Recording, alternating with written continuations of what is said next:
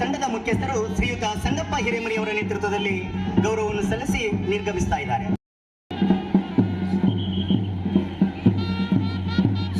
ಶಾಲೆ ಗಂಗಾವತಿ ಹೀನಾ ಕೌಸರ್ ಅವರ ನಾಯಕತ್ವದಲ್ಲಿ ಸರ್ಕಾರಿ ಕೇಂದ್ರ ಹಿರಿಯ ಪ್ರಾಥಮಿಕ ಶಾಲೆ ಕುಮಾರಿ ಹೀನಾ ಕೌಸರ್ ಅವರ ನೇತೃತ್ವದಲ್ಲಿ ಆಗಮಿಸಿದೆ. ಜಿಎಚ್ಎಸ್ ಹಿರೇಜಂತ್ಕಲ್ ಭಾರತೀಯ ಸೇವಾದಳ ಕುಮಾರ್ ಪ್ರಜ್ವಲ್ ಅವರ ನೇತೃತ್ವದಲ್ಲಿ ಗೌರವ ವಂದನೆ ಸಲ್ಲಿಸಿ ನಿರ್ಗಮಿಸ್ತಾ ಇದೆ. ಪ್ರಜ್ವಲ್ ಅವರ ನೇತೃತ್ವದ ತಂಡ ಜಿಎಚ್ಎಸ್ ಹಿರೇಜಂತ್ಕಲ್. ಸರ್ಕಾರಿ ಪ್ರೌಢಶಾಲೆ ಹಿರೇಜಂತ್ಕಲ್ನ ಕುಮಾರಿ ಮಹಾಲಕ್ಷ್ಮಿ ಅವರ ನೇತೃತ್ವದಲ್ಲಿ ಪಥಸಂಚಲನ ತಂಡ ಗೌರವಿಸಿ ನಿರ್ಗಮಿಸ್ತಾ ಇದೆ. ಕುಮಾರಿ ಮಹಾಲಕ್ಷ್ಮಿ ಅವರ ನೇತೃತ್ವದಲ್ಲಿ. ಅದರ ಹಿಂದೆಯೇ ಪ್ರಿಯಾಂಕಾ ಅವರ ನೇತೃತ್ವದಲ್ಲಿ ಕನ್ಯಾ ಶಾಲೆ ಗಂಗಾವತಿ ಗೌರವ ವಂದನೆಯನ್ನ ಸಲ್ಲಿಸಿ ನಿರ್ಗಮಿಸ್ತಾ ಇದೆ. ಕುಮಾರಿ ಪ್ರಿಯಾಂಕಾ ಅವರ ನೇತೃತ್ವದಲ್ಲಿ. ಜನತಾ ಸೇವಾ ಶಿಕ್ಷಣ ಸಂಸ್ಥೆಯ 75ನೇ ಅಮೃತೋತ್ಸವದ ಸವಿನೆನಪಿಗಾಗಿ 75 ಮೀಟರ್ ಧ್ವಜವನ್ನು ಹಿಡಿದು ಶಾಲೆಯ ವಿದ್ಯಾರ್ಥಿಗಳು ಪಥಸಂಚಲನದಿಂದ ನಿರ್ಗಮಿಸ್ತಾ ಇದ್ದಾರೆ. ಅರುಣ್ ಶಾಲೆಯ ಮಕ್ಕಳು, ಆರೋನ್ ಮಿರಜ್ಕರ್ ಶಾಲೆಯ ವಿದ್ಯಾರ್ಥಿಗಳು ಉದ್ದದ ತ್ರಿವರ್ಣ ಧ್ವಜ. ಆರೋನ್ ಮಿರಜ್ಕರ್ ಶಾಲೆಯ ವಿದ್ಯಾರ್ಥಿಗಳು ಅತಿ ಉದ್ದನೆಯ ಧ್ವಜವನ್ನ ನಿರ್ಮಾಣ ಮಾಡಿ ತಮ್ಮ ಒಂದು ಗೌರವವನ್ನು ಸಲ್ಲಿಸ್ತಾ ಇದ್ದಾರೆ. ಗೌರವ ಸಲ್ಲಿಸಿ ನಿರ್ಗಮಿಸ್ತಾ ಇದ್ದಾರೆ.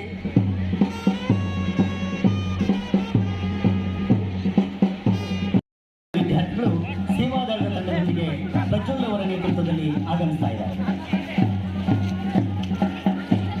ಅವರ ಹಿಂದೆ ಆಗಮಿಸ್ತಾ ಇದೆ ಜಿಎಚ್ಎಸ್ ಹಿರೇಜಂತ್ಕಲ್ ಮಹಾಲಕ್ಷ್ಮಿ ಅವರ ನಾಯಕತ್ವದಲ್ಲಿ.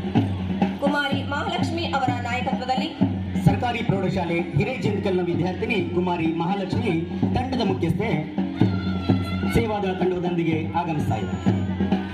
ಇದೀಗ ಆಗಮಿಸುತ್ತಿರುವ ತಂಡ ಶಾಸಕರ ಮಾದರಿ ಹಿರಿಯ ಪ್ರಾಥಮಿಕ ಶಾಲೆ ಕನ್ಯಾ ಶಾಲೆ ಗಂಗಾವತಿಯ ಕುಮಾರಿ ಪ್ರಿಯಾಂಕಾ ನೇತೃತ್ವದಲ್ಲಿ ಮುನ್ನಡೆದಿದೆ. ಇದೀಗ ಜನತಾ ಸೇವಾ ಸಂಸ್ಥೆ ಸ್ಕೌಟ್ಸ್ ಗಂಗಾವತಿ ಇದರ ನಾಯಕತ್ವ ವಹಿಸಿದವರು ಅರುಣ್ ಕುಮಾರ್. ಇದೇ ಶಾಲೆಯ ಗೈಡ್ಸ್ ತಂಡ ಕುಮಾರಿ ಶರ್ಮಿಳಾ ಅವರ ನೇತೃತ್ವದಲ್ಲಿ ಆಗಮಿಸ್ತಾ ಇದೆ. ಅತ್ಯಂತ ಶಿಸ್ತಿನಿಂದ ಪಥಸಂಚಲನದ ಮುಖ್ಯಸ್ಥಿಕೆಯನ್ನ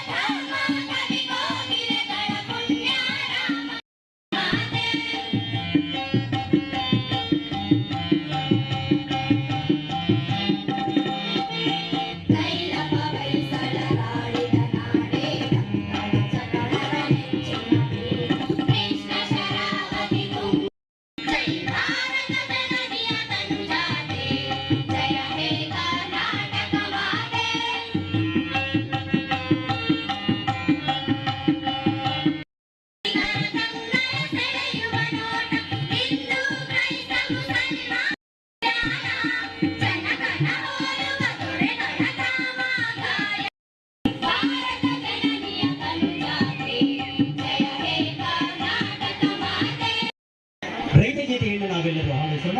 ಕುವೆಂಪು ವಿರಚಿತ ಭೇಟಿ ಗೀತೆ ಮಾರಪ್ಪ ಮತ್ತು ವೀರಭದ್ರ ಸರ್ ಅವರ ನೇತೃತ್ವದಲ್ಲಿ.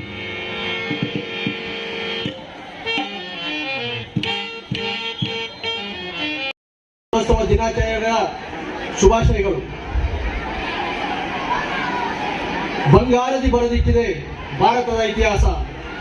ಬಂಗಾರದಿ ಬರೆದಿಟ್ಟಿದೆ ಭಾರತದ ಇತಿಹಾಸ, ಪುಟ ಪುಟನೆ ಪುಟಿದೆತ್ತಿದೆ ವೀರರ ಸಂದೇಶ ಎನ್ನುವ ಈ ಒಂದು ದೇಶಭಕ್ತಿಯ ಸಾಲನ್ನು ನೆನಪಿಸಿಕೊಳ್ಳುತ್ತಾ ಸರ್ವರಿಗೂ 75ನೇ ಸ್ವಾತಂತ್ರ್ಯೋತ್ಸವ ದಿನಾಚರಣೆ ಶುಭಾಶಯಗಳನ್ನು ತಿಳಿಸುತ್ತಾ, ಇಂದು ದೇಶದ ಪ್ರತಿಯೊಬ್ಬ ಪ್ರಜೆಗೂ ಅತ್ಯಂತ ಸಂತಸದ ದಿನ. ಅದಕ್ಕೆ ಕಾರಣ 75 ವರ್ಷಗಳ ಹಿಂದೆ ಬಂಧನದ ಕರಾಳತೆಯಿಂದ ಸ್ವಾತಂತ್ರ್ಯ ಪಡೆದ ಸುದಿನ. ವ್ಯಾಪಾರದ ಉದ್ದೇಶದಿಂದ ಭಾರತಕ್ಕೆ ಬಂದ ಬ್ರಿಟಿಷರು ಭಾರತದ ರಾಜಕೀಯ ಅತಂತ್ರತೆಯ ಲಾಭ ಪಡೆದು ಇಲ್ಲಿಯೇ ನೆಲೆಯೂರಿ ಸುಮಾರು ವರ್ಷಗಳ ಕಾಲ ಆಡಳಿತ ನಡೆಸಿ ಅನೇಕ ದುಷ್ಟ ಕಾನೂನು ಜಾರಿಗೆ ತಂದು ನಮ್ಮನ್ನು ಗುಲಾಮರನ್ನಾಗಿ ಮಾಡಿಕೊಂಡರು. ಸ್ವಾತಂತ್ರ್ಯವನ್ನು ಪಡೆಯಲು ಹೋರಾಟವನ್ನೇ ನಡೆಸಬೇಕಾಯಿತು. ನಿಮಗೆ ತಿಳಿದಿರಲಿ, ಸುಮ್ಮನೆ ಬರಲಿಲ್ಲ ಈ ಸ್ವಾತಂತ್ರ್ಯ. ಬ್ರಿಟಿಷರನ್ನು ಹೊರಹಾಕುವುದಕ್ಕೆ ಸುಮಾರು ಕಷ್ಟಪಡಬೇಕಾಯಿತು. ನಾವಿಂದು ಅನುಭವಿಸುತ್ತಿರುವ ಸ್ವಾತಂತ್ರ್ಯ, ಸಂತೋಷ ನಮ್ಮ ಪೂರ್ವಿಕರು ನೀಡಿದ ತ್ಯಾಗ ಬಲಿದಾನಗಳ ಭಿಕ್ಷೆ. ಹೆಜ್ಜೆ ಹೆಜ್ಜೆಗೆ ಎದುರಾದ ಸಂಕಟಗಳನ್ನು ಸಮರ್ಥವಾಗಿ ಎದುರಿಸಿ ವಿಜಯದ ಹೂ ನಗೆ ಬೀರಿದ ವೀರಗಾಥೆ. ಈ ವೀರಗಾಥೆಯಲ್ಲಿ ಗಾಂಧೀಜಿಯಿಂದ ಹಿಡಿದು ಲಕ್ಷಾಂತರ ದೇಶಭಕ್ತರು ಚಳುವಳಿ ನಡೆಸಿ ಸೆರೆವಾಸ ಅನುಭವಿಸಿ ನಮಗೆ 1947 ಆಗಸ್ಟ್ 15ರಂದು ಪವಿತ್ರ ಸ್ವಾತಂತ್ರ್ಯ ದೊರಕಿಸಿಕೊಟ್ಟರು. ಅದರ ಸಂಭ್ರಮದಲ್ಲಿ ಈಗ ನಾವೆಲ್ಲ ಇದ್ದೇವೆ. ಸ್ವರ್ಗಕ್ಕೂ ಮುಕ್ತಿಗೂ ಭಾರವಾಗಿರುವ ಭಾರತದಲ್ಲಿ ಹುಟ್ಟಿದ ಪ್ರತಿಯೊಂದು ಜೀವಿಯೂ ಕೂಡ ದೇವತೆಗಿಂತ ಮಿಗಿಲು ಎಂದು ಕೊಂಡಾಡಿದ್ದಾರೆ. ಅಂತಹ ಭಾರತದಲ್ಲಿ ಪುಣ್ಯ ಜೀವಿಗಳಾಗಿ ನಾವು ಜನಿಸಿದ್ದೇವೆ. ಭಾರತಕ್ಕೆ ಸ್ವಾತಂತ್ರ್ಯ ಬಂದು 75 ವರ್ಷಗಳು ಸಂದಿವೆ. ಇದು ಒಬ್ಬ ವ್ಯಕ್ತಿಯ ಜೀವನದಲ್ಲಿ ವೃದ್ಧಾಪ್ಯದ ಕಾಲ, ಆದರೆ ಭಾರತ ಮಾತೆಗೆ ಇದು ಯೌವನದ ಕಾಲ. ಅತ್ಯಂತ ಸಂಪದ್ಭರಿತವಾಗಿ ಭಾರತ ಮಾತೆ ಈಗ ಕಂಗೊಳಿಸುತ್ತಿದ್ದಾಳೆ.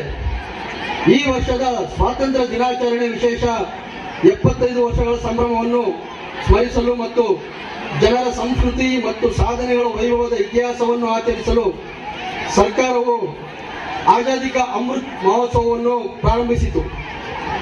ಆಜಾದಿ ಅಮೃತ ಮಹೋತ್ಸವ ಎಂದರೆ ಸ್ವಾತಂತ್ರ್ಯ ಶಕ್ತಿಯ ಅಮೃತ, ಸ್ವಾತಂತ್ರ್ಯ ಹೋರಾಟದ ಯೋಧರ ಸ್ಫೂರ್ತಿಯ ಅಮೃತ.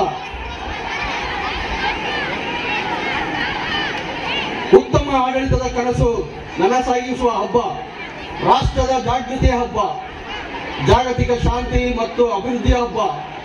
ದೇಶಭಕ್ತಿಯ ಉತ್ಸಾಹವನ್ನು ನವೀಕರಿಸುವುದು, ಸ್ವಾತಂತ್ರ್ಯ ಹೋರಾಟಗಾರರ ಕೊಡುಗೆಯನ್ನು ನೆನಪಿಟ್ಟುಕೊಳ್ಳುವುದು ಸೇರಿವೆ. ಇದರ ಅಂಗವಾಗಿ ಭಾರತದ ಧ್ವಜವನ್ನು ಮನೆ ಮನೆಗೆ ತರಲು, ಅದನ್ನು ಹಾರಿಸಲು ಹರ್ ಘರ್ ತಿರಂಗ ಎನ್ನುವ ಅಭಿಯಾನವನ್ನು ಸಹ ಪ್ರಾರಂಭಿಸಲಾಯಿತು. ಈ ಕಾರ್ಯಕ್ರಮದ ಉದ್ದೇಶ ಪ್ರತಿಯೊಬ್ಬ ಭಾರತೀಯನಿಗೂ ತ್ರಿವರ್ಣ ಧ್ವಜದ ಬಗ್ಗೆ ಅರಿವು ಮೂಡಿಸುವುದು.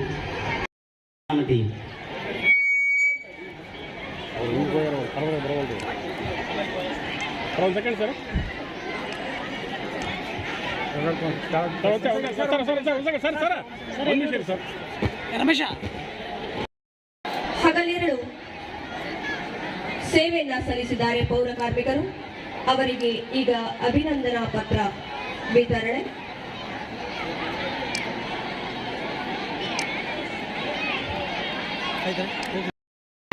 ಹಾಗೆ 76ನೇ ವರ್ಷದ ಸ್ವತಂತ್ರ ದಿನಾಚರಣೆಯ ಶುಭಾಶಯಗಳನ್ನು ಕೊಡ್ತಾ, ವೇದಿಕೆ ಮೇಲೆ ಇರುವಂತಹ ಎಲ್ಲ ಗಣ್ಯಮಾನ್ಯರಿಗೆ, ಪೊಲೀಸ್ ಇಲಾಖೆಯವರಿಗೆ, ಎಲ್ಲ ಮಕ್ಕಳಿಗೆ, ಎಲ್ಲ ಶಿಕ್ಷಕರಿಗೆ, ಇಲ್ಲಿ ಪತ್ರಿಕಾ ಬಾಂಧವರಿಗೆ, ನೆರೆದಿರುವಂಥ ಎಲ್ಲ ಸಾರ್ವಜನಿಕರಿಗೆ ನನ್ನ ಹೃದಯಪೂರ್ವಕ ನಮಸ್ಕರಿಸುತ್ತಾ, ವಂದನೆಗಳನ್ನು ಸಲ್ಲಿಸುತ್ತಾ, ಈ 75ನೇ ವರ್ಷದ ಅಮೃತ ಮಹೋತ್ಸವದ ಶುಭಾಶಯಗಳನ್ನು ಸಂತೋಷದ ಮೇರೆಗೆ ತಮ್ಮ ತಮ್ಮ ಮನೆಗಳಲ್ಲಿ, ಕಟ್ಟಡಗಳ ಮೇಲೆ ಧ್ವಜಾರೋಹಣ ಮಾಡಿ ಎಲ್ಲರೂ ತಮ್ಮ ದೇಶದ ಪ್ರೇಮವನ್ನು ಸಾರಿದ್ದೀರಿ. ಅದಕ್ಕಾಗಿ ಎಲ್ಲರಿಗೂ ವಂದನೆಗಳನ್ನು ಸಲ್ಲಿಸುತ್ತೇನೆ.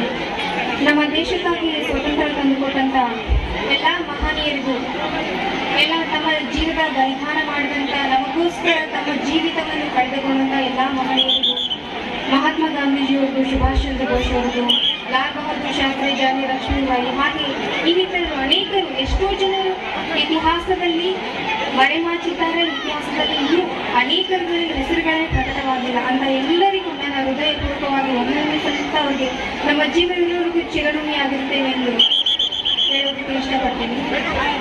ಈ ಇಡೀ ನಮ್ಮ ದೇಶದಲ್ಲಿ ಇವತ್ತು 75ನೇ ವರ್ಷದ ಅಮೃತ ಮಹೋತ್ಸವ ಹೇಗಿದೆ ಅಂದ್ರೆ ಹಬ್ಬದ ತರ ಇದೆ. ಪ್ರತಿಯೊಬ್ಬರ ಕೈಯಲ್ಲಿ ಫ್ಲಾಗ್ ಇದೆ. ಪ್ರತಿಯೊಬ್ಬರು ಇವತ್ತಿನ ವಾತಾವರಣನೇ ಇಷ್ಟು ವರ್ಷಗಳಿಗಿಂತ ಡಿಫ್ರೆಂಟ್ ಆಗಿದೆ. ಪ್ರತಿಯೊಂದು ಎಲ್ಲಿ ನೋಡಿದರೂ ಅಲ್ಲಿ ಸ್ವತಂತ್ರ, ಎಲ್ಲಿ ನೋಡಿದ್ರು ಅಲ್ಲಿ ಖುಷಿ, ಎಲ್ಲಿ ನೋಡಿದರೂ ಅಲ್ಲಿ ಫ್ಲಾಗ್. ಎಲ್ಲ ಮಕ್ಕಳಂತೂ ತಮ್ಮ ಮಹನೀಯರಾದ ಎಲ್ಲ ಡ್ರೆಸ್ಗಳನ್ನು ಹಾಕಿಕೊಂಡು ಕಂಗೊಳಿಸ್ತಾ ಇದ್ದಾರೆ. ಎಲ್ಲರಿಗೂ ಈ ಶುಭ ದಿನದಂದು ಎಲ್ಲರೂ ಈ ವಿಶೇಷವಾಗಿ ಈ ದಿನವನ್ನು ಮಾರ್ಪಡಿಸಿದ್ದಕ್ಕಾಗಿ ವಂದನೆಗಳನ್ನು ಸಲ್ಲಿಸ್ತೇನೆ.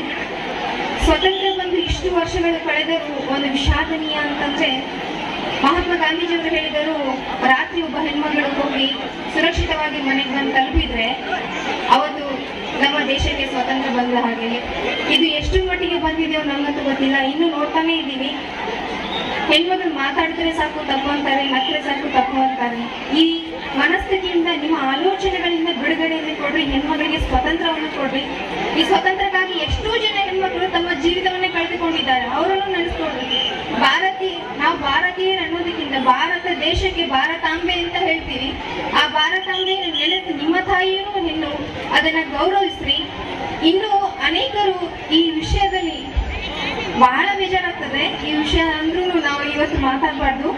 ಸ್ವತಂತ್ರವಾಗಿರಿ. ಹಾಗೆ ಜಾತಿ ಭೇದಗಳ ಬಿಟ್ಟು, ಕದನಗಳನ್ನ ಬಿಟ್ಟು ಸಂತೋಷವಾಗಿ ಇರ್ರಿ ಅಂತ ಹೇಳ್ತಾ ನಾನೊಂದೆರಡು ಮಾತುಗಳನ್ನು ಮುಗಿಸ್ತೇನೆ. ಜೈ ಹಿಂದ್. ಮಹೋತ್ಸವ ಕಾರ್ಯಕ್ರಮ ಇಡೀ ದೇಶದಲ್ಲಿ ಒಂದು ಹಬ್ಬದ ವಾತಾವರಣ ಸೃಷ್ಟಿಯಾಗಿದೆ. 1947ರಲ್ಲಿ ಏನಪ್ಪ ಸ್ವಾತಂತ್ರ್ಯ ಬಂತು, ಆ ಸಂಭ್ರಮವನ್ನು ನಾವು ಯಾರೂ ಕಂಡಿಲ್ಲ. 1947ರ ಸಂಭ್ರಮ 2022ರಲ್ಲಿ ನಾವೆಲ್ಲರೂ ಕಾಣ್ತಾ ಇದ್ದೀವಿ ಅಂದ್ರೆ ತಪ್ಪಾಗಲಿಕ್ಕಿಲ್ಲ. ಯಾಕಂದ್ರೆ ನಾನು ನಿನ್ನೆ ತಾನೇ ಲಿಂಗಸೂರಿಗೆ ಹೋದಂಥ ಸಂದರ್ಭದಲ್ಲಿ ಪ್ರತಿ ಊರನ್ನು ನಾವು ನೋಡಿದಾಗ ಒಂದು ಹಬ್ಬದ ವಾತಾವರಣ ಸೃಷ್ಟಿಯಾಗಿತ್ತು. ಎಲ್ಲರ ಮನೆಯ ಮೇಲೆ ಧ್ವಜಗಳು ಹಾರಾಡ್ತಾ ಇದ್ವು.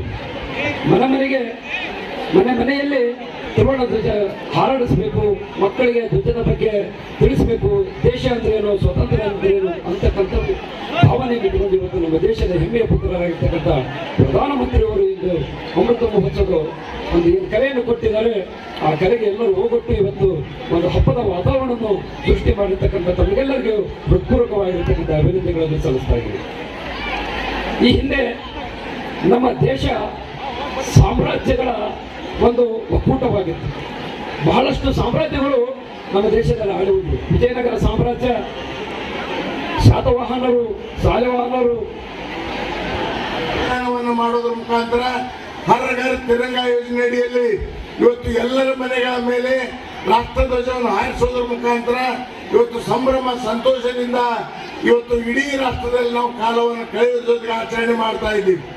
ಜೊತೆಗೆ ಒಂದು ಮಾತನ್ನು ಹೇಳೋದಾದ್ರೆ, ಇಡೀ ಒಂದು ಹಬ್ಬದ ವಾತಾವರಣವನ್ನು ನಿರ್ಮಾಣ ಆಗಬೇಕಾಗಿದ್ರೆ ಮುಖ್ಯವಾಗಿ ಅನೇಕ ಹಿರಿಯರು, ಪೂಜ್ಯರಾದಂಥ ಮಹಾತ್ಮ ಗಾಂಧೀಜಿಯವರು, ಪೂಜ್ಯರಾದಂಥ ಬಾಬಾ ಸಾಹೇಬ್ ಅಂಬೇಡ್ಕರ್ ಅವರು, ಅನೇಕ ನೇತಾಜಿ ಸುಭಾಷ್ ಚಂದ್ರ ಬೋಸ್ ಅವರು, ಮಂಗಲ್ ಪಾಂಡೆ ಅವರು, ಚಂದ್ರಶೇಖರ್ ಆಜಾದ್ ಅವರು, ಸುಖದೇವ್ ಸಿಂಗ್ ಅವರು, ಭಗತ್ ಸಿಂಗ್ ಅವರು, ಲಾಲಾ ಲಜಪತ್ ರಾಯ್ ಅವರು, ಬಾಲಗಂಗಾಧರ್ ತಿಲಕರು, ವೀರ ಸಾವರ್ಕರ್ ಅವರು, ಬಿಪಿನ್ ಚಂದ್ರಪಾಲ್ ಅವರು, ಅನೇಕರು, ಸರ್ದಾರ್ ವಲ್ಲಭಾಯಿ ಪಟೇಲ್ರು, ಅವರ ಒಂದು ತ್ಯಾಗ ಬಲಿದಾನದ ಒಂದು ಪ್ರಯುಕ್ತವಾಗಿ ನಾವು ಇವತ್ತು ಸ್ವಾತಂತ್ರ್ಯ ದಿನಾಚರಣೆ ಆಚರಣೆ ಮಾಡ್ತಾ ಇದ್ದೇವೆ.